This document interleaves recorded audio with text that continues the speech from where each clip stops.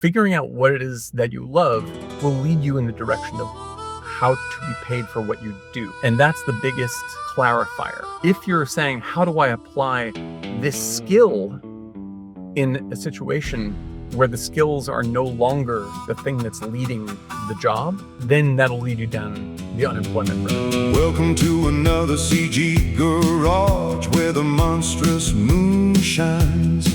We're building new Hollywood like in 1971's prime. From Altair's bold dreams to AI's fever dream, where tech meets the silver or LED screen. Pixels and passion are pipelines unknown to host one show on a deadline postponed. Hello, welcome to another episode of the CG Garage. This is episode number 546, featuring another one of our roundtable discussions, except this is not a roundtable. It is actually James, Daniel, and myself in a car driving up to Angels Camp, California, and we decided to record a podcast on the way. Why are we going to Angels Camp? Well, that will be revealed in the episode itself, so stay tuned because we've got some very exciting information about what we're doing there. I think more of these types of discussions are going to be happening in a podcast, so I certainly hope you enjoyed them because I certainly can see from the numbers that you guys appreciate the current event stuff that we're doing. So I just got back from NAB a few days ago. I really had a good time. I ran into several listeners of the podcast who came up to me and said hi. So thank you for coming up and saying hello. I really appreciate it. And hopefully we'll guys see you at some events coming soon. I do want to note that I will be going on vacation in a week or so. So there might be a week gap in the podcast. I'm hoping not. I'm hoping I can still be able to post them every Monday. But just in case, be aware that that could actually happen. All right. That's the only announcements I have for today. And hopefully you guys will know how to get in touch with us. Of course, you just go to cggarage.com for our actual website. You can always reach out to us at a podcast at cggarage.com. You can also join our Discord, which is just go to cggarage.com/Discord, and that will redirect you to the Monstrous Moonshine Discord, which includes stuff about the podcast itself. And then lastly, our YouTube channel is at CG Garage Podcast. Again, it is at CG Garage Podcast.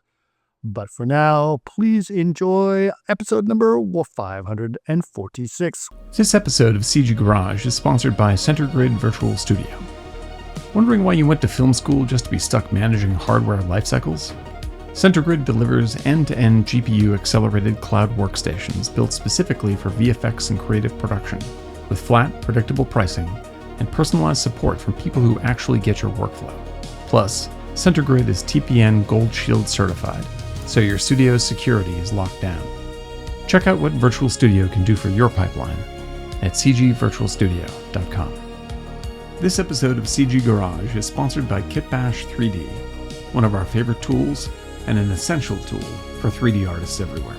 With the largest library of cinematic quality, production-ready 3D assets, Kitbash 3D ensures that your studio has the tools to build stunning environments quickly, efficiently, and at scale.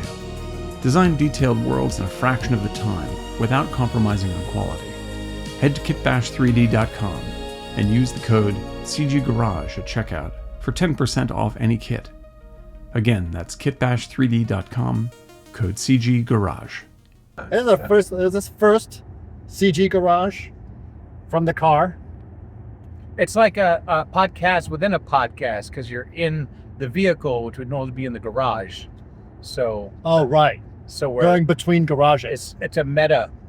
It feels a little bit more like that scene in Boogie Nights when they're in the limousine, Whirler Girl. Sorry. Why? Too far. Too far. Went a little too far. This is a first video. What? We're gonna take. Yes. We're gonna take James and just beat him up outside. Yeah, that's it. Yeah. Curb stomping action for Monstrous Moonshine. Welcome everybody, Monstrous Moonshine. Why are we in this car? All right. So we are on our way to do a shoot, which we will be discussing. Mm-hmm. But You're under NDA. there's definitely an NDA involved. Mm-hmm. but that's not necessarily the number one reason we're on the road.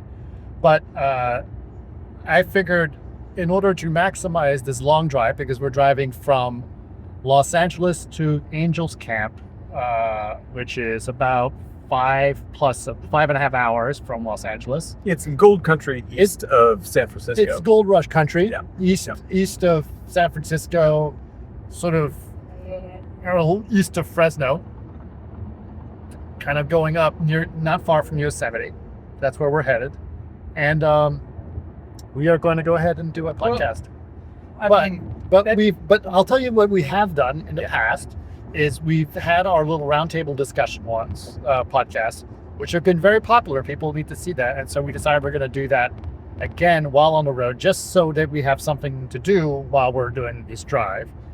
And I wanted to discuss that with you guys. And we discussed a couple of topics that we've been to talk to, and James is going to moderate it, right?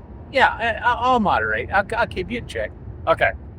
We are heading north To make James a star. to make James a star. Yeah, so don't bury the lead. This is how the producer and director work. We keep the star in the back. That's keep right. him in check. Yeah. To humble him. Yeah. And then they get all this freaking air in his head and start asking for all the red M&Ms to be out of the bowl, right? No, it was just the top of a stormtrooper costume and 20 cribbles. That's Okay. all I'm asking for. Okay. It's going to take more than 20. In my hotel room when I arrive. Right.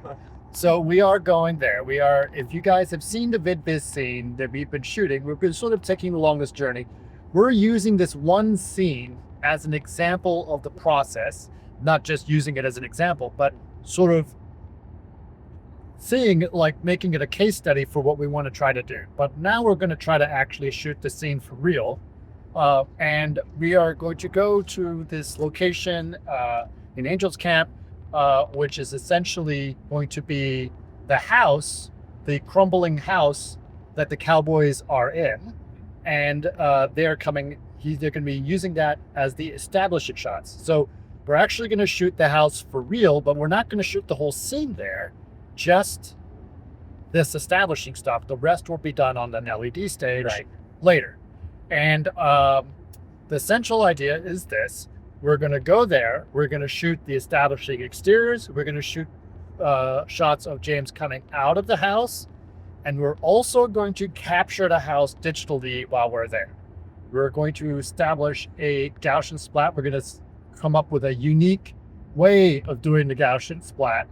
And that part is currently under NDA, but probably will be revealed sometime around SIGGRAPH if we pull this off. And then we will be going, once we get the Gaussian splat, we're going to take it back to the stage, and the rest of the scene that you guys have seen, it's up there online. So the scene essentially where James is hiding out in the crapper, looking at the house, through the slats of porn, that will just be a Gaussian splat of the scene that we're doing. So the idea is interior, exterior, location and stage all should be seamless, and that's kind of the idea. Yeah, right? we're taking the information we're gathering on this shoot, not only to get shots of James for when he's outside, but we're taking that refer to the information. character, please, as Ross, please. Yes, Ross. it's Ross. On the old method. And so from now on, it's going to be like, here I am. I drink your milkshake. Fabulous. Let's stop at Ari's. It's going to be a great road trip. But what we're doing is taking all this information and we're putting that through to the wall on the stage, so we have a perfect color and light match between what we're shooting on the stage and what we're shooting in real life. Right. And so these things get married. Yes. Isn't that right, Daniel Day? Yeah, that's all Okay. right. Except I think you're missing one of the most. The thing that I sort of want to point out is you two are men of action. In the past 3 weeks, I have been to Toronto. I've been to Sofia, Bulgaria, both on various shoots, and now I'm headed up to Northern California with you guys. And I got to tell you, I feel like all of that work and what we're doing today is scratching an itch. And it has nothing to do with the technology. It's nothing to do with anything other than I would much prefer to be moving forward, going to California, scratching this itch of telling the story that you guys want to tell, and I want to tell. And they should note that, like, while we are definitely talking about some pretty cutting edge technology, this isn't about the technology. This is about trying to get this story done as efficiently as possible. That's right. And there's several things that are important that I want to note about this. And one is the fact that we know James would always help out on this stuff. We love working with James and all that stuff. But we didn't really know James's character until we discovered it. Through this process. So Daniel, tell the story about how we discovered James. Well, the original idea for Ross, yes. Sorry, yes. How James discovered How Ross. James discovered Ross. Very important. Yes. So the original scene as written, this is early on in the movie where June kills the lowest level of guys responsible for murdering her son. And Ross is part of that gang. The gang. Right. And they're hiding out, waiting to get paid for doing this thing. This is the first time that they've more or less killed an innocent person. They've killed plenty of bad people, but they've killed an innocent person because times are so hard. They had to take a gig that they didn't really want to take. And now they're hiding out in this crappy, dilapidated old house, waiting for the money to show up for something they're ashamed that they did. Especially Ross feels very ashamed of. And But he doesn't really talk about it. he doesn't really talk about it. You just sort of sense it. This. Well, this is what I'm saying, right? Is that's all in the dialogue as is, right? Right. You get a little bit of it, like the way that they're fighting with each other and what they're fighting over. It's all about money and all about like what they've done. Right. But there's a key bit where Ross is digging through like the loot that got off the dead guy. Yeah. And he finds a pocket watch. And we decided that in the pocket watch should be one of the classic sort of like it's a picture of the dead guy's wife is in the pocket watch. And this makes him feel sort of lonely for what his life could have been. Like they killed this dude and ruined his wife's life and all this stuff for money. And here they are, they haven't gained anything from it. Like he's still living a shitty life and he is no happier for it. And this is a representation of what he took away from somebody else. This is all just the background of what's happening for the character. But in exploring this in shooting it a couple of times with like essentially with an iPhone to start with and moving it up to a slightly better camera and having our DP Richard Crudo come in, help us frame it up and make it look lovely. We got to work with James in what was motivating this character in terms of when June attacks, what is he thinking? Right. Where is he coming from, and what he is suffering in the scene? Because Right. even though these are bad guys, like I think we all agree, like bad guys that are just bad guys, they're fun, but you don't feel anything when they get killed. Right. And what we're doing in this movie is even with the worst of the bad guys, we want you to feel like, I thought I'd feel better about killing this guy because he's so bad that I feel really weird about killing him, or that June is killing him. Right. Right. And so here's James playing Ross in the outhouse, watching or hearing all of his friends get murdered by June July. And I, talk with James about like what this means to him. James, take it away. What were we talking about? Ross is lonely. Now, look, I've been 30 years of technology and nice long career supporting all of the VFX industry and studios. But you got to realize that not only was I a 12-year-old with a mainframe account, I was also acting. It was something that was in my family. I could always do it. There was no shame. Didn't confuse anybody. And actually studied quite a bit of it. And one of the things that I learned was, if you're going to explore a character, you should not motivate this person through negative impulses. It'll lead to really poor, flat choices. You'll start playing a stereotype. And so it's much better for no matter what you're playing to explain or rationalize your character's actions in a positive light. And Ross is lonely. In fact, he needs the money, sure, but what he's really excited about was just hanging out with a bunch of guys, doing something, being part of a group, right? Right. It's his men's group, right? And that's he's contributing as much as he can. He's doing the best he can with the tools that he's been given. But what he is, at his core, is lonely. Mhm. And here he is in an outhouse at the what's coming clear to him. And I think you put this one where, and I think it's like, this is a dialogue that came up on set, right? And when I say on set, like, this is when we're shooting with an iPhone, and this is why it's valuable. Is like, we bring up the way that Sidney Lumet used to shoot. If you read the book Making Movies, he talks about this, like having the time to work out with your actors what is motivating, what is pushing their characters around. Like pre-shooting all this, rehearsing all this, trying to get to the bottom of what's making them make the choices they do, doesn't just help them out. It helps you out as a director, like, and as a writer, because like what we discovered in talking this through is like, this is and what James said when we were talking about it, I was like, what is it you're feeling right now for this guy in this situation? And he's like he thought he would have more time, but now the fucking bills come due. Like he's in the shitter, the house is burning down, and death is coming for him. And all of his bad choices are being juxtaposed directly against the good choices this lawyer character who was murdered by him.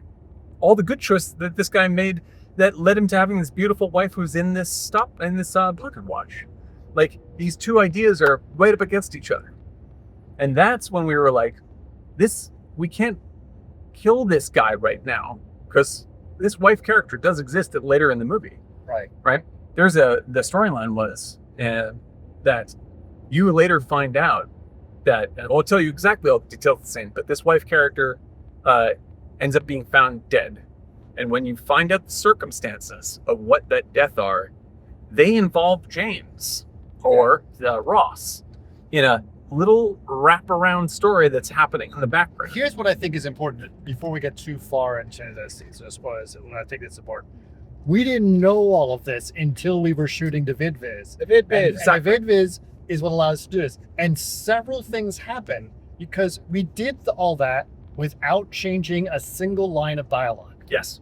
Right? Yeah. It was all about us sort of figuring out this character and James just playing the Ross character differently. Yeah, because just the way he delivered the time. Same exact line, just delivered completely differently, changed the entire story. It made the scene better that we're Much shooting, better. right?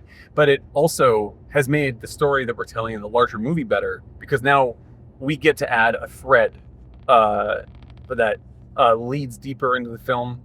That when you see this and you're like, oh, that's this guy from the beginning, and suddenly the theme gets a little tighter, a little pulled together, and you get a clear idea what the movie is trying to say. An intention. And so this really became this idea of like, well, James discovered Ross, came up with Ross, and so now he's the only one who can do it. Right. Well, this is great, right? Exactly. Right. This is exactly right. There's the ownership that you feel about this is making the movie better. And like, so I'm just going to say, like, the whole idea behind, like, we sometimes as tech guys, because Daniel less so, because, it's Daniel, but we get wrapped up in technology, get all obsessed about, like, well, look at this, and it does this frame rate, and it's got high bit depth, and the blah, blah, blah. We get all crazy about our tech and forget about the intention of it. Yep. And if we have the technology, like VidViz, enable such an intellectual, character-driven thing to happen, then the technology is actually beneficial. Yeah. Everything else is just fluff. This is something that I think we want to talk about. And that is the separation between, and we hear this right now with the sort of state of the industry is in. I'm talking about how great it is that we're going up to this point to create, but there's this conversation going on about work, and work sort of and creation might not be the same thing right now. It does seem to be a little juxtaposition that we are sitting here excited about creativity and creation when if I go to, let's say, LinkedIn, it is doom. It's everyone's going like looking for work. I don't know what to do. situation. The industry is going through a contraction. And well, it's going through I'm not gonna call it a contraction. I'm gonna call it a change, right? A major change. shift. Yeah. But this was obviously brought up. This is why we had Stan Szymanski and Susan Thurman O'Neill on a few episodes back, and they talked about what the industry is looking like with that for 2026. And I think we need to take that seriously, right? Yeah. Here's the thing. We all know that movies are not going to stop being made. That's No. right. No, Right? the demand is higher. Demand is higher than ever. Yeah. People aren't going to go, oh, you know what? In times of crisis, stop making movies. Yeah. Absolutely not. Like, Right, right. Like, it's, I mean, it's like in the Great Depression. The like, Great Depression movie industry was booming bananas. Yeah, exactly. because people, What has changed is, and the numbers bear out. Like there were 180 new projects announced globally, including like EMEA and all the world markets in Western civilization. That's a lot of that's linear television. Mhm. That's film. That's verticals, right? Yeah. There's a lot. So there's this migration though to the we'll just call them small and extra small budgets. We'll call small budgets like 1 to 10 million, right? And then extra small are below the 1 million mark, right? We're seeing hundreds and hundreds and hundreds and hundreds of these projects, which leaves money for some, but certainly not the middlemen of a studio, right? right. And you compare this right now with the fact that there are now, I think, 5 new independent distributors Yes. what I've just formed, which are based on targeting a very specialized strategy. Well, yeah, because they understand that they understand that they have to market to certain niches of people Yeah, and sell right. to these people. That's Yeah, right. that's the idea. Like Right. Craig Like, is a for- great example. Yeah, right, exactly. I mean, like you have like like A24 has managed this as a sort of a mini major. They managed this really well. Like what an A24 film what it feels like. Yeah. Right, and it develops an audience that goes, oh, A24, I'm going to see that. Like I know what that flavor is, and I'm going to invest in that kind of thing. And so like the way the industry is breaking down is that you have huge, and when we say demand, we're not talking about like going to movie theaters movies. We're talking about every kind of movie that you can make for any kind of service, whether it's streaming, whether it's movie theaters, whether it's VOD, whether it's verticals or whatever it is. Content is hugely in demand. That means there's lots of creative work to be done, but the way it's breaking down is being reshuffled completely. But I don't think anyone knows what's going on. Yes. So it Yeah. all so just it's all feels very It very all disturbing. just feels like the ship is sinking. Yes. But And it's it not. is. It's no. Yeah. Well, the original a ship is not. Yeah. Exactly. A ship Yeah, is sinking, right. but there is another ship. Yes. I've been on it, and like 2/3 of Netflix's shows are outside regular production hubs. Right. Sure. I mean, there's a lot of stuff being done. Just But even not where Netflix is shifting. Right? Absolutely. Even Netflix is shifting. Yeah. Netflix is not committed itself to the visual effects groups that it thought it had, right? We Right. know a lot of Yeah. people that are Yep. that have Absolutely. lost their jobs that work at Eyeline, for example, Yep. right? And so that's changing. Now, I'm not necessarily saying that they're contracting. It's just saying everything's changing. And there's so much uncertainty out there. Right. And I do want to emphasize that I'm very sympathetic to that. that's and right. But everyone's right to be scared. Like Yeah. everything is like there's so much like because it's because it feels less like, oh, we're on a ship that's sinking. It's not a ship that's sinking. Sure. And it's not a ship that is showing up and we're all trying to move on to the other ship. It's this ship is being deconstructed and built into a whole different object. Yeah. And while that's happening, everyone's falling in the water and we don't know what the hell to do with ourselves. And that's what I'm trying to do with this podcast and even with Monstrous Moonshine is I'm trying to redefine what the new ship looks like, Yes. right? Yeah. And so like just the idea of using technology to discover the character of Ross is great. But sometimes, especially tech guys, right? And we've done this a million times. You guys know this. We get wrapped up in I'm using the latest tool and the latest thing. And listen, we are. I'm about to go out and do a Gaussian Splat situation. Whoa, there's a big split out. Sorry. Look, it's It's actual traffic. it's a traffic jam. It's a perfect symbol for our industry right now. Yeah, look at this, right? So we've got a big We're traffic driving into a stand metaphor. Yeah, fantastic. Look, I appreciate that. And look, and But I have worked and enabled creative teams my entire career, right? Sure. And it's only now that I've actually really begun to sort of flex creatively, which was always the plan, by the way. When I first came to LA, it was like, okay, 5 to 10 years for overnight success. Here we go. Well, it's been longer than that. Right. But now that I'm here, certainly on the other half of my career, we'll just call it, I've definitely decided to lean into any opportunity to be creative, right? And this is, and the industry in its state sort of allows me, I don't have to explain to anyone what I'm doing. So I am leaning in. I am creating little Avenger teams and helping creative guys like yourselves. Avengers is dead, man. We'll talk about that in a minute. Right. But my point is, it's okay to be scared, as you say, Dan, but that can't be it. It just means that once you move through this period, you must decide whether or not your next step will be a pragmatic movement forward. Well, you right? have to understand like why you're here to do what you're doing. Like, I mean, I think that because like Chris, what you're saying about technology is like, I mean, like we always bring up like the lens test problem, right?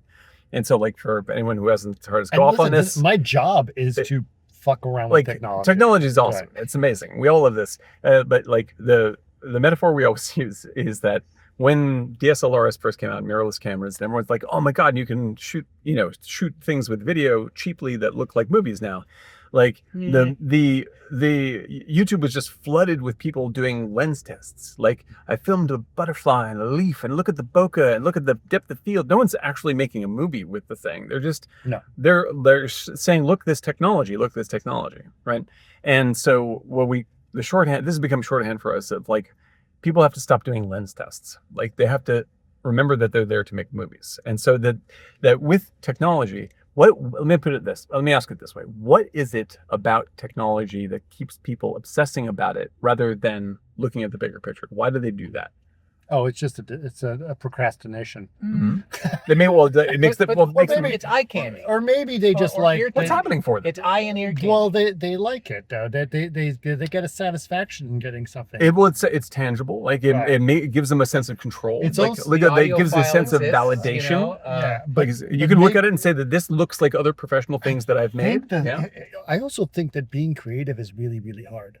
Oh, for sure. And I think alone. And I think that actually making a creative decision is unbelievably challenging for some people. And a lot of people like to think that they are creative, but really what they are is they just work in the creative industry and they are excited about doing creative things, but actually making the decision to do something and creative. The thing is that I think you're right. I think you're right. I think that it's also true for doing a lens test is easier than doing something. I'll put it this way, because like I am as guilty of lens testing as anybody, right? And so like I do it all day long. Exactly. And so like in however you want to apply that, I've definitely done it. Right. Yeah, exactly. So like the thing is that even for like very, very, very creative people, technology, you can go down a rabbit hole with technology in which it gives you a sense of control over your situation that is a simulation of control when you're doing a lens test, because you're not really engaging your creativity. You're just saying, I have the ability to produce something that looks like it is a sellable object. I'm not like inventing something. I'm not creating a story. I'm not really risking myself. I'm taking a photograph of a butterfly that is in perfect focus against a bokeh background. And everyone can look at that and say that I know what I'm doing. And it makes me feel very confident one day when I show this. As opposed to when you make a movie and you show it to people and you're like, they may not like this. There's like, no matter how well it's shot, they may not like this, which is riskier. And so I think that there's a level of fear that comes with putting yourself on the line creatively that is allayed by getting invested in technology and saying, look at all the fancy things this technology can do. But you can see how much that screwed us up when we talk about, say, AI. And everyone's like, look at this rendering from an AI. And everyone's like, what is that? What is that mess? That's not a movie. That's just a random thing. No, I hear you. But look, there's this, as I said, I've been helping you guys out for a while, just shuffling your data around, right? Mm-hmm. Getting your renders done and conforming your stuff. And all this isn't really art. It's the transportation department of the collaborative effort digitally, right? That's what I've been doing. Is getting the ones and zeros in the truck. Yeah, I guess. But as on the way up, I was taught that there's this concept by Darren Barnasay, I want to say, the shadow artist. The shadow artist. The shadow artist. And that's what I felt I've always been doing, is that this is exactly what this is a great example. It's exactly what I was trying to say. Yeah, it's the shadow. If you look, you can Google it. The shadow artist. Yeah, yes. It's. I have been one. You are sure. tangential. If you're not creating yourself, you are enabling those who can create. And or you're not writing your own novel. You're working in copy for an ad agency, right? But you can be a shadow artist for yourself. That's right. Like you can actually you can live in your own artistic shadow if you're not careful. It's true. And I've spent many years doing that, making that exact mistake. So to Chris's point, that right there, what you said, that is additionally why being creative is hard. Well, it's like, can I rephrase that? I just want to say it this way. Being creative is actually incredibly easy when you are not self-conscious. And the problem is that for most creative people, including myself very much, you're naturally self-conscious. You're naturally worried about whether this is going to work out, or this is going to be like, will you be able to pull this off? Will the people like it? All this stuff will assault you from all sides. Yeah. And when you can overcome that, when you're in the zone and you're not caring about that, that's when you're making all the right decisions. And it's when you're no longer afraid, because you're just flying, and it's awesome. And technology can help you do that, but it can also give you something to hide behind and disengage from actually making a story and making a movie. But here's the problem though. The problem that everyone's going to say is like, okay, that's all nice and good, but I just lost my job. For sure. Yeah. And I don't know what I'm going to do now. I hear you. Because I need to get, I can't pay my rent next month. I 100% right. sympathize with And this. so you can't say, oh, well, that's nice. So now what I got to do is embrace Den's philosophy of, I'm going to make a movie. Take this to heart, man. How many movies have I matte painted on since Dune? 0. Right. So I know exactly what you're talking about. Yeah. The matte painting world is no longer part of Dan Ferron's life. I have been in this industry for over 30 years. I have had my salary doubled. I've had good years. I've been laid off. I've been fired, and I've quit jobs. They're all very different. You've been fired? Yeah. No. Yeah. I deleted. Oh, never mind. I deleted 2 days of Rotomats about a half hour before a director needed to see them. Nice. That was not a good day. Delete these right of the director. Yeah. Not paying me to delete. Good work. Anyway, live and learn. So, and obviously I'm over it.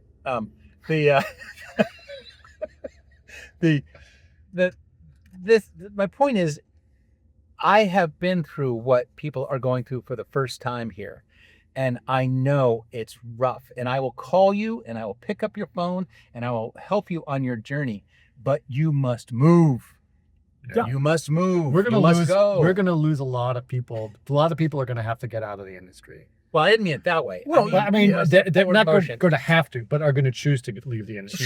Sure. Well, right? the thing is, like, what it comes down to is that, like I said, like, you know, I've been subsisting rather on environments work and map painting for many years, and recently all of that work just simply evaporated. The effects evaporated, all that's gone. And not like, I wouldn't say directly because of AI, although that's a part of it on the horizon, but just the way that the industry is changing means that this is no longer the way it works. Like, you're not going to get this work in Los Angeles anymore. And that made me, and my family look at, like, what is it why are we here? What are we trying to do? And how do we continue to survive doing the thing that we love doing? And, like, that's actually the most important question, is, like, it's not just about, like, making money at a job in a place. Like, that's the answer. But what you want to do is spend that time being paid to do something that you truly enjoy. And because if it's just work, that you can get in any city. But if it's in work in movies because you love movies, then that's when you have to reassess what it is you love and how do you get to that connection again. Like, I think that all this stuff to be creative, even if you don't want to be a director, you don't want to be a writer, you don't want to do anything like that, but you just love working on movies because of that, you do have to reassess what it is you love and figure out how to get back to that point. It's hard for people like us, and by us I mean our age, because we have built lives around this Mhm. around our families are here. We got mortgages. We've got way more responsibilities than saying, I got to pivot. I know that was tough for you, right? You survived it. Mm-hmm. It was a tough few years, right, to go through that process. Yeah, I mean, this is what I mean. It's like I'm in LA and I'm working doing what I do because I don't just love movies. I think this is actually different. Like, there's two kinds of love for movies. There's the love of watching movies, and there's the love of making movies. These are two different loves, and you may not love both of them. Like, don't mix that up. I know plenty of people who got into movies because they love movies, and it turns out they don't like making movies very much. They just like watching and talking about movies, which is a totally different thing. But figuring out what it is that you love will lead you in the direction of how to be paid for what you do.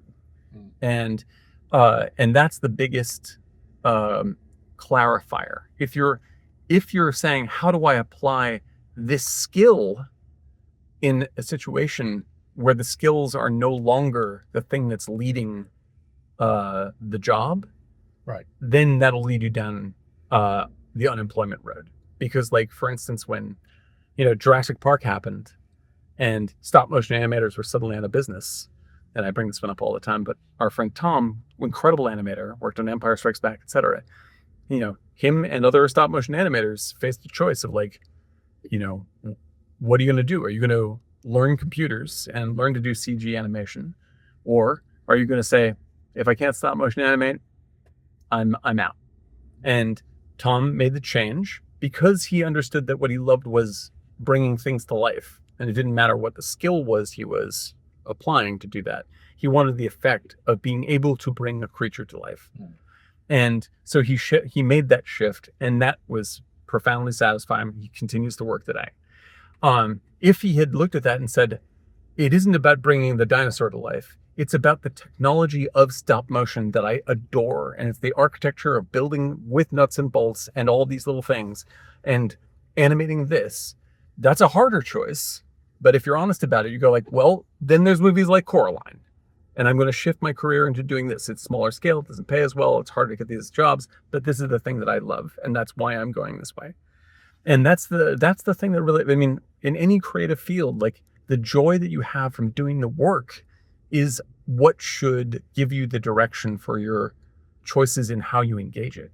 Not the lens test. Like, don't let the technology that drive your choices, because the technology may change and suddenly your life is upended, which has happened to everybody right now.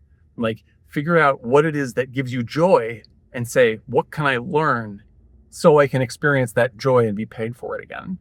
Like, that's the biggest upset. Do you guys feel some level of I feel a little bit of confusion about this wreck. I can't even see what these pieces are. Yeah, there's I saw that. What is that? Oh my goodness, that's a truck. Yeah, that's a truck. That was a truck. Yeah, it was a truck. Okay, so this was actually an accident. I thought it was construction. No, no, that's too bad. That was the truck flipped over.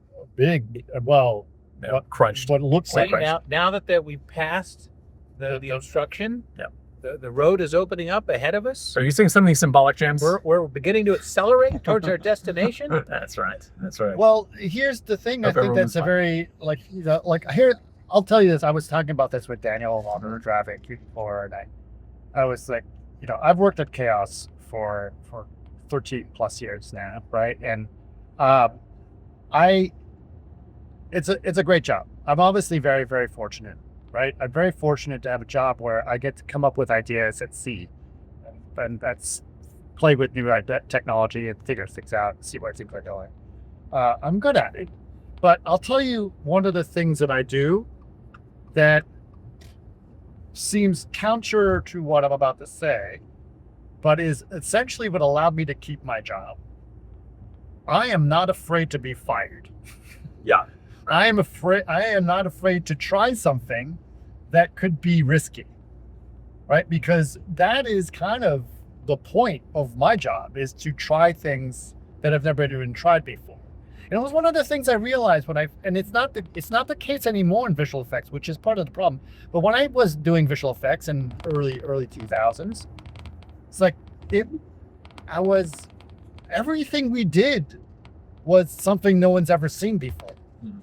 Right? And that the whole point was exciting. It was like, no one's ever done anything like this before for almost every shot. Not anymore. Now it's all just freaking routine, right? It's like, yep, we got plugins for that, right? But before it was like everything was new and inventive and it was fantastic. And so that's the part when I left visual effects, it was kind of like, oh, I get to do things that no one's done before. And I think that's kind of an exciting part of what it is. So I think that's part of why I enjoy the way that we are approaching Monstrous Moonshine. Is like, let's see what we can do. But also at the same time, one of the things I hate is when you get so bogged down in the tech that you lose track of what you're actually trying to do. Yep. Yeah. This is the theme. It's like because tech is either it either releases you from jail or it puts you in jail. Yeah. Well, here's the other thing, right? Like we've done a number of episodes. We've interviewed a bunch of people, visual effects people in the show. And then I always try to say, well, what do you think about what's changing in Hollywood? I always try to do that. And they automatically assume that I'm talking about AI. Right. And they start getting into AI. And well, that is actually not what has changed. That's not what I'm talking about. Right. I'm talking about Hollywood changing, not AI. I got one thing that's changing. Okay, go ahead. Well, I mean, have you guys bought your tickets for the release of Dune 3? No. Okay, we're gonna talk.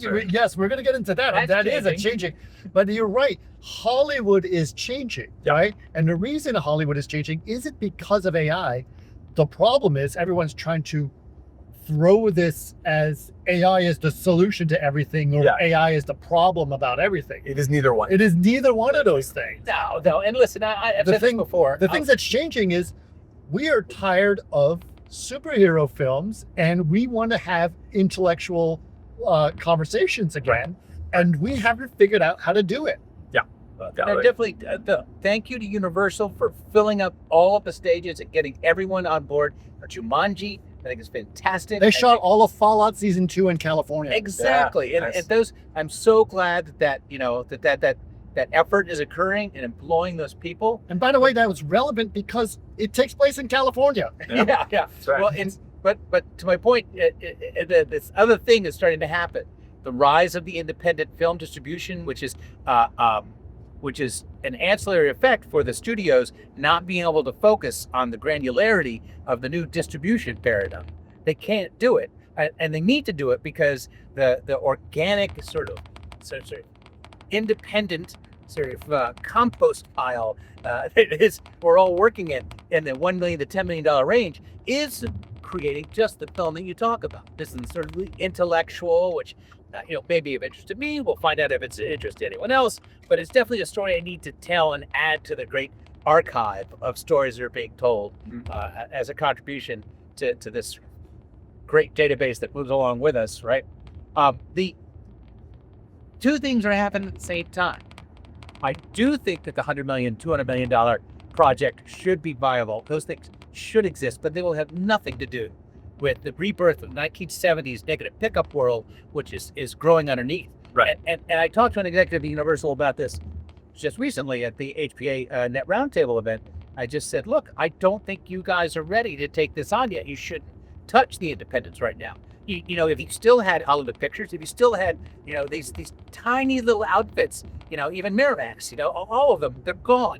Right? They're just gone. We need the Bob Evanses again. Well, yeah. The Bob Evans. What has been broken, and this affects all levels, because I don't see any different. I love super arty, intellectual, crazy art film. I love really obscure stuff. I love big time nonsense, action spectacle. I love, mid-budget $25-30 million Meryl Streep movies. I like it all. They're all valid. It's all valid, right? But what has been broken is the ecosystem that is self-supporting between all of those things. What we don't like to talk about is all of the, take the Bourne movies from the 2010s, right? Yep. The reason why those are great is because both of the key directors, Doug Liman and Paul Greengrass, right, cut their teeth in indie film that was supported by Shingle Studios owned by like whatever Universal, Disney, etc. Whatever, I can't remember who it was, but like because Paul Greengrass made indie stuff in Ireland like Bloody Sunday, and Doug Lyman did Swingers and Go and stuff like this. Like, it's those indie films that, because they're super cheap, they were able to be ultra creative about it. Because they were ultra creative in answering their issues on an indie level, and got released and got audiences and got a minimum amount of popularity, studios went, that director's really interesting. Let's give him a bigger movie and see if he can handle it. And with that director comes all that director's weird ideas, novel ideas, indie ideas, and suddenly he's directing The Bourne Supremacy, or the Bourne Supremacy, and then Bourne Elf made him for Paul Greengrass. That's what made those movies great. Like, and so like, but it doesn't always work. No, I'm just saying it's an ecosystem. Like it doesn't always work, but it is a good ecosystem for movies to work with. And so like you have the last big one is Denis Villeneuve, right? Right. Like who's doing Dune. Dune, enormously popular. It is extremely artful and beautiful, and also action spectacle galore, like insane. Yeah. And he started in Canada shooting, weird little black and white arty movies, and moving into color arty movies. But that's where he grew his talents, and that's where they saw what he could do. And that's how he ended up convincing them to do this stuff. Likewise, the amount of money that are generated by the Dune movies or by like the Bourne Supremacy movies, etc., like that would get respent on small movies owned by those big studios. Sure. Right? And then you'd grow more directors. And that is an ecosystem, right? But once you had a combination of superhero movies, COVID, and streaming crashing together, suddenly all that middle ground, all that sort of topsoil in which stuff gets grown, got wiped off the board, right? And so you have only superhero movies dominating the multiplex, which ultimately runs out of ideas and becomes flat soda, which is what happened, right? And meanwhile, they haven't done the middle ground work of growing new directors and making interesting things to juice that stuff up. Because all that middle ground movie making went to streaming. And streaming, I love streaming, but streaming is an entirely different model of story making.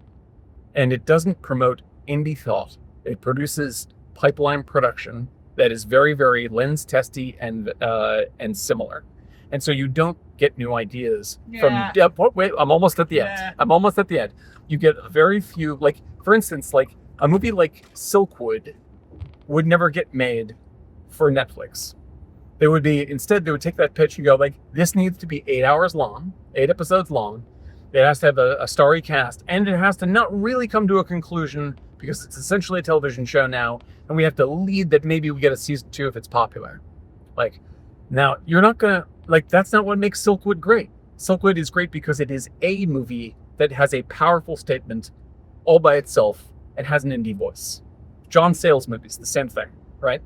And that entire part of the ecosystem was handed over to a system, the streaming system, which does not grow that kind of plant at all. Okay. All right. Look, I worked for Netflix 5 years. By the way, I would get calls, right, saying, hey, how long does, can we make this thing for? We would tell them as long as you can afford to make it, right? Mm-hmm. We would not put 93-page restrictions on scripts. Wouldn't, we were giving them creative license, and it didn't work for everybody all the time. But occasionally, and I think for like the concept of the mini-series, for example, I think that Netflix might be ideally suited for a combination. Well, don't misunderstand me. I'm not talking about quality of storytelling.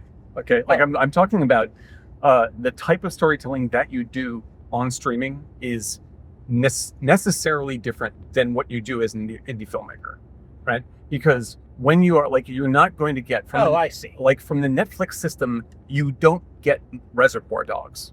Like, you don't discover a new director doing weird new shit. Like, you get extremely polished, very seasoned, professional TV directors who know how to shoot consistently and save money and tell a story that way. And out of that, you get an incredibly uniform, high quality product with a minimum of new invention. Yeah. And a minimum of mistakes. Yeah, I'm very biased. But this happens all the time. Listen, guys, it happens all the time, right? Gareth Edwards did Monsters and then did Godzilla and failed, right? Now he's gone to the other side of it, right? Tim Miller, love Tim Miller, but look, what he accomplished with Deadpool was incredible. Right. And then when they tried to make Deadpool 2. Deadpool 2, he walked away. Right. And that was correct. But then he ended up doing...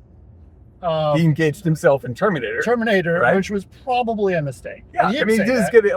He did as good a job. I actually like that movie. I think it's a very good movie. Yeah. But it's clearly Terminator is bogged down as any Marvel product with its licensing issues. So that's but the thing is, though, what you do want, you don't get without this ecosystem, you don't get Lord of the Rings, right?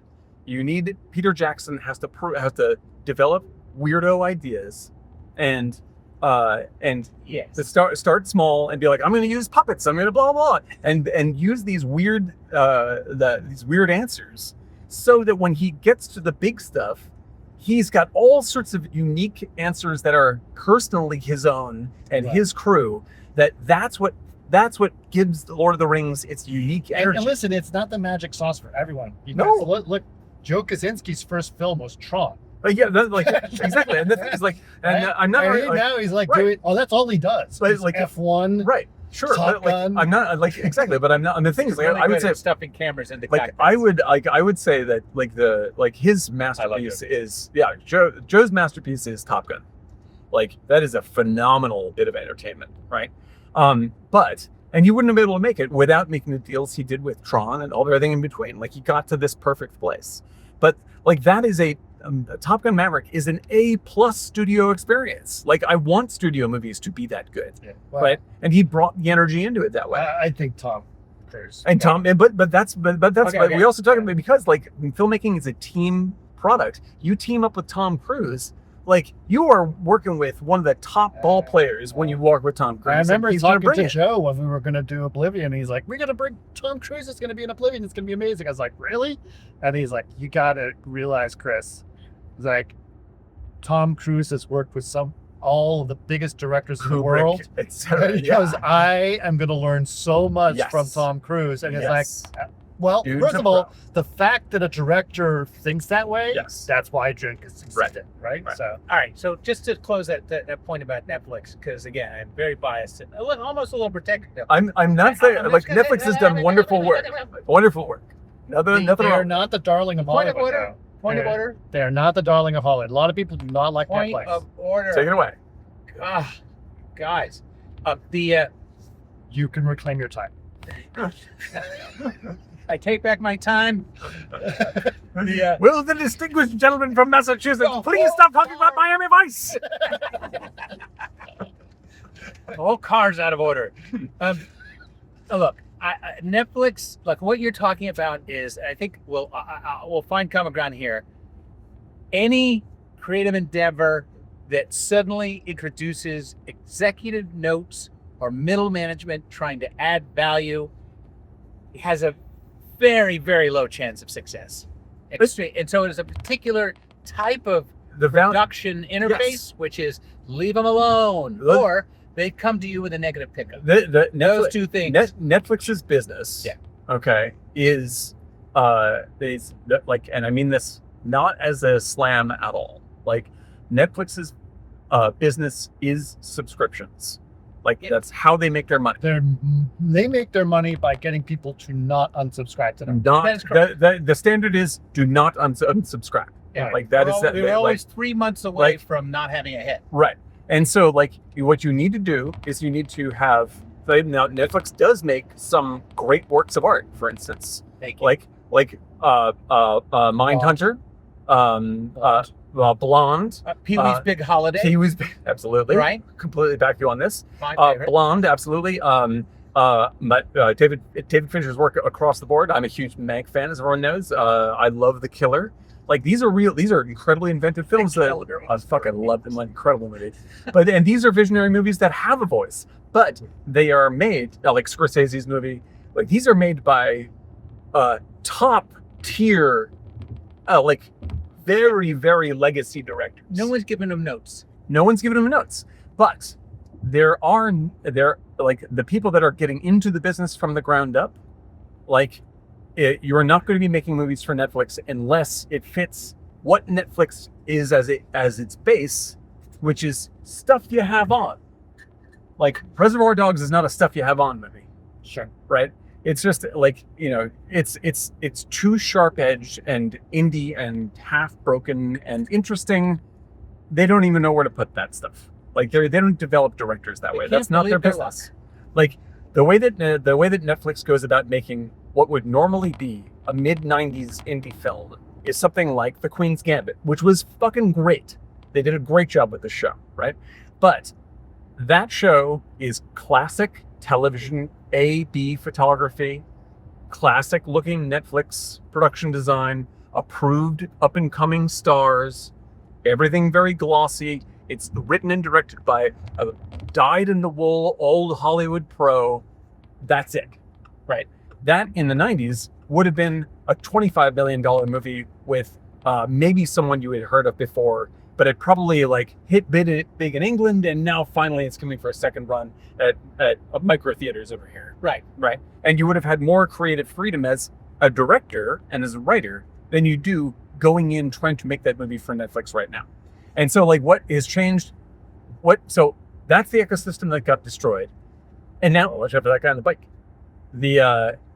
Now that the fact that it got wiped out is getting wiped out again because one of the big pillars of the new environment, which is superhero movies, has collapsed. Like they no longer have this tremendous feed of content that goes into those theaters. So there's several things that happen. I've been listening to The Town, a terrible podcast. That's not a terrible podcast. It's awesome. It's hilarious. It's hilarious. Here's what I found out. Look, so Gen X nostalgia is dead. Millennial nostalgia is there. Oh God, no more nostalgia. No more nostalgia. It is because that's why you have like Super Mario Galaxy movie coming out. Okay, so that is what's happening in some ways. Don't make the mistake we did. But several things have happened that I think are interesting. One is the movie industry, or specifically the theatrical experience, is up 25%. Yes, and what also happened this past year? You had a bunch of big good movies that were originals. Yes. Weird. Strange. So it's not that the theatrical experience is up 25%. Yes, people actually want to go to the movies. People are, as James was hinting, you can now advance purchase your ticket for Dune 3, which comes out in December. It's April. It's April 10th. It's April 10th when we're recording this. Yes, and you can pre-buy your Dune ticket for December. Which, you know what, I'm gonna do. Right. Okay. We're gonna have to. Jesus Christ! There's no other choice. The other thing that's happened is Dune 3, which is what's coming out. Look at this guy. Is he gonna pull us over? No. Podcast. It's the Popo. It's the Popo. It's Chips. Oh man, I love it. John and Podge. I like that.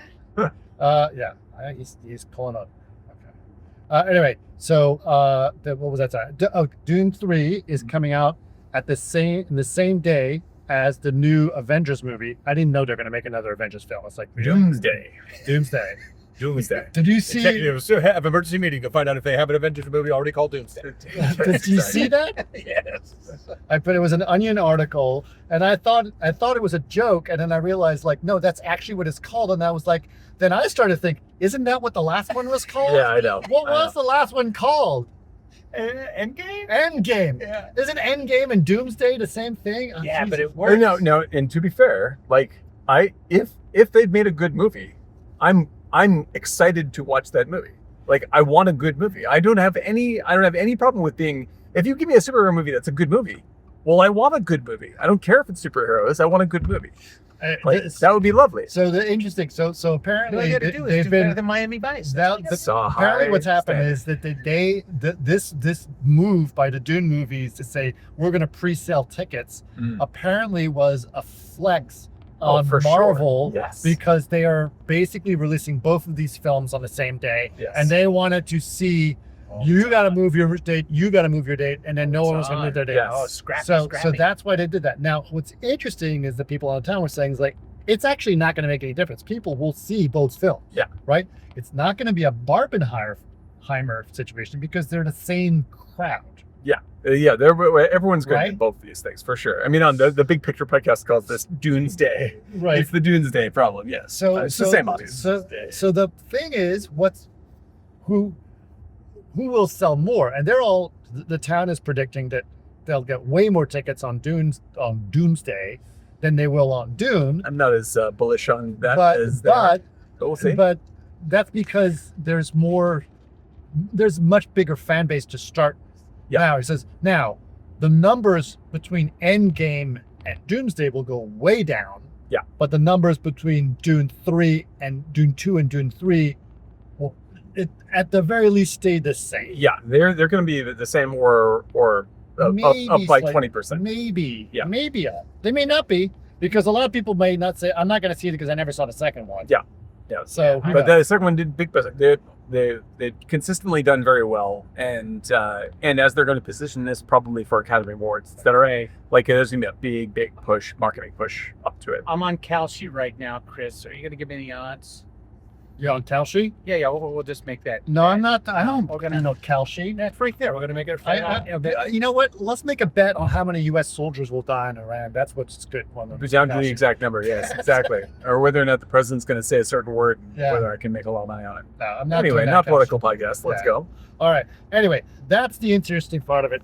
Listen, I don't want to go too long on this podcast. One, because We have many miles to go. we have though. many miles to go, and the GPS decided to turn itself off because I'm recording on the phone and Oh, the phone nice. is through the GPS. So I don't actually. We may be know what podcasting live from Reno in a minute. Yeah, Find out yeah. what happens. So- Wait a minute. This isn't. We're not going to San Diego. San Diego, No. maybe. I know we haven't got the Fresno yet, so we're still fine. All right. So are we wrapping it up? Is that what we're doing? So we're gonna wrap it up. But before we wrap it up, James, I do want you to sort of give you're very good at giving some messages of hope. I don't agree with them all the time, but I do Right. love the idea of this. Okay. What is your message of hope? What would you tell people today? If you're like a guy, maybe you have 25 years of experience, you lost your job, and you knew how to do one thing very well, and that job's gone away. What would you Right. tell that person? I have to believe, and yes, full disclosure, I am an optimist. Yes. I do believe that just as some pragmatists believe that they're realists, I also believe I am a realist. So there's my little caveat there. And I have to think this way because I need to make decisions about my career. And fortunately, I have access to a lot of very high-end data, like companies that I'm on the advisory boards for, that derive their businesses and their investments based on the future of media and entertainment. And so I do get to see a lot of trending data. And yes, it's biased towards, giving a positive message of investment. But the facts are the facts. There are many more productions being announced than there were 6 months ago. That what's changed is that you do have to, and the VFX business knew this already. You do have to like to move around a bit, right? Because you're gonna have to sort of go to where the work is. But look, I wouldn't encourage anyone to go into this business. This business is for those who find a gratification by participating in it, right? And so if you don't have that within you, then perhaps you should go find whatever it is that gives you that satisfaction. For me, for you guys, I think, we are willing to give up a lot just to get our ideas out there. So someone who just lost their job, look, it's gonna suck. It's gonna be, we do have systems in place to sort of support us for a bit, but do your best efforts in the mornings to get what you need done, but then gravitate towards that which you think will scratch that itch that must be scratched.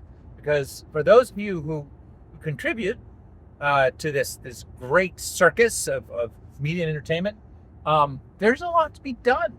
I mean, there's only 36 plots. We keep telling them over and over and over with different costumes, directors, and music. And I don't know why we do this, but we always need to tell the story that needs to be told at the time. And so be happy you're part of that, and find your creative brothers and sisters and collaborate. At the very least, you'll have a good time. Yeah, man. At the very least, you'll have a good time. That's a good idea. Amen. Amen. But anyway, we're on our way to Angels Camp, California. We are good. By the way, side note, the reason we picked Angels Camp, California is that Janelle, who is helping, she's producer on this is with me as well, and she's also VFX supervisor and a very, very talented person. That's where she's from, and she says, "Hey, I've got an idea," and we went there a couple of weeks ago, maybe about a month ago, I guess, and we were like, "Yes, that's the place. This is where we're filming." So we're going. This is our second tour of duty. Yeah, it's super cool up there. Great time, great people. So Yeah. we're really excited to get back to it. Very excited to get back to it. So more on that to come. But I figured we'll give you guys some updates on where we're going. There was gold just on the surface. That's right. On the ground. I am. There's something beautifully ironic about we're going to a golden country to go make a movie because it's the same thing. It's like, no, we'll find us. Keep shaking the pan. Keep shaking the pan. Well, it's also the other thing that came up is like, there's a lot of there's a reason California was chosen as one of the places to shoot movies because it's got so many great locations. That's right. It's sunny all the time. And it's sunny all the time. Yeah. Although it might be raining tomorrow. It'll probably It's be getting ironic. But nonetheless, I still think it's like, why are we shooting Oblivion in Louisiana? Yeah, on a green screen. On the, For No. God's sakes. It's like, go to the location because it's the right location. Look at these skies. That's all I'm saying. Yeah. Well, Anyway. cool. All right, guys. Thank you so much. Yep. Peace Awesome. out. Thank soon. you. Thank you, James. Sure. 71's prime. From Altair's bold dreams to AI's fever dream, where tech meets the silver or LED screen. Pixels and passion are pipelines unknown to host one show on a deadline postponed.